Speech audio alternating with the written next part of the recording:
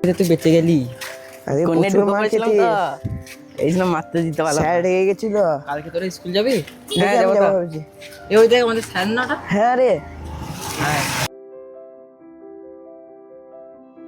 চ একবার দেখা করে আসি। স্যার ভালো আছেন? হ্যাঁ হ্যাঁ ভালো আছি। চলো সব থাক থাক থাক থাক থাক থাক থাক। হ্যাঁ স্যার। কোথায় গেছিলিস? স্কুলে গেছিলিস? হ্যাঁ হ্যাঁ হ্যাঁ স্যার, এই স্কুল গেছিলাম। আপনার মাইনেটা আমাকে রাখা আছে, নিয়ে নিন স্যার। আরে তোর তো টিউশনি এসেও পয়সাটা দিতে পারতিস।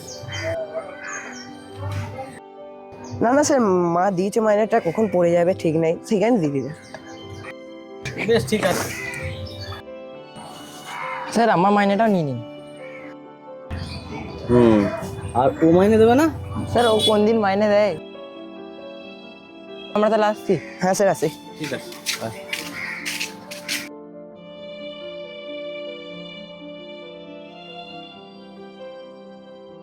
এই তুই এদিকে শোন।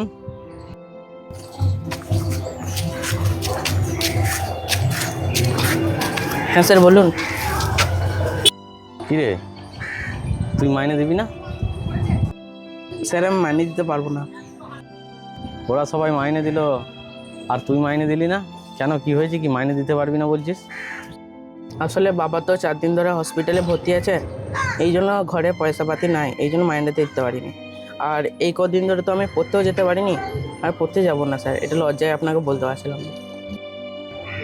ও আচ্ছা আচ্ছা, এই ব্যাপার। আমি তো জানি না যে তোর বাবা অসুস্থ আছে, তা খারাপ লাগলো শুনে। কিন্তু দেখ, তোদের মতো এরকম ভালো ছাত্র যারা পড়াশোনা করে, তারা যদি পড়তে না আসে আমাদেরও পড়িয়ে মজা পায় না, বুঝতে পারলি তো? তাই তোকে আমি বলি, শোন তুই আমার একটা কথা, তুই পড়াটা কামাই করিস না, আর মাইনের জন্য তোকে চিন্তা করতে হবে না। আমি তোকে এমনিই পড়িয়ে দেবো। তোদের মতো ছাত্রকে পড়াতে আমাদেরও ভালো লাগে, আর তুই পড়াশোনায় এত ভালো, তুই আসবি না এটা আমার খুব খারাপ লাগছে।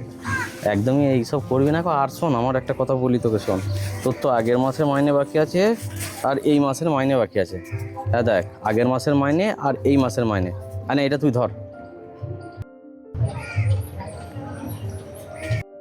ওই 1000 টাকাটা আমি তোকে দিলাম, আমার কাছে তোর 2 মাসের মাইনে বাকি আছে, আগের মাসে আর এই মাসে।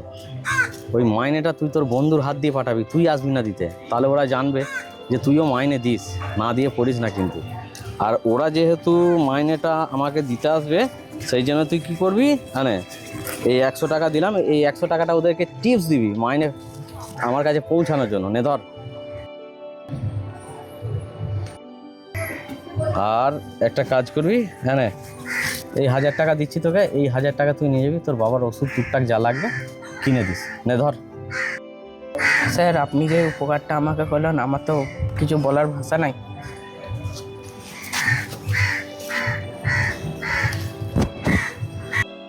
থাক থাক থাক থাক। স্যার তাহলে আমি আসছি।